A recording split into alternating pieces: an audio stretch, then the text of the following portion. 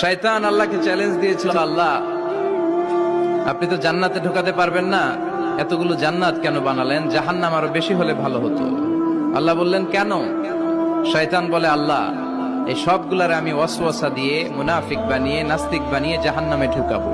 আমি চ্যালেঞ্জ দিলাম, ডান দিক থেকে ধোকা দেব, বা থেকে, সামনে থেকে, পেছন থেকে, নিচ থেকে, রগের শিরা উপশিরায় ঢুকে, মাজরাত দাম যেখান দিয়ে রক্ত চলাচল করে ওখানে ঢুকেও আমি ধোকা দেব। আপনি জান্নাতে ঢুকাবেন কেমনে? আল্লাহ বললেন, তুমি আমারে চ্যালেঞ্জ দাও, এত বড় সাহস? আমি তো সব রাজার বড় রাজা, মহারাজা। চিৎকার করে বলেন ঠিক কিনা? মহারাজার সাথে চ্যালেঞ্জ দেয়া যায় না। তুমি আমাকে চ্যালেঞ্জ দাও, ওকে ডান, আই টেক ইউর চ্যালেঞ্জ। আমিও তোমার চ্যালেঞ্জ নিলাম। তুমি আজীবন ধোকা দিবা, আজীবন তুমি গুমরা করবা, বেনামাজি বানাবা, জালিম বানাবা। কিন্তু আমার বান্দা কোন তাফসীরুল কোরআনের মাহফিলে এসে, কোন এক ওয়াক্তের নামাজে মসজিদে ঢুকে, অথবা মাঝরাতে ঘুম ভেঙে গেলে তাহাজ্জুদের জায়নামাজে চোখের পানি ছেড়ে যখন ক্ষমা চাইবে, আমি সব গুনাহ মাফ করে দেব, তুই কি করবি?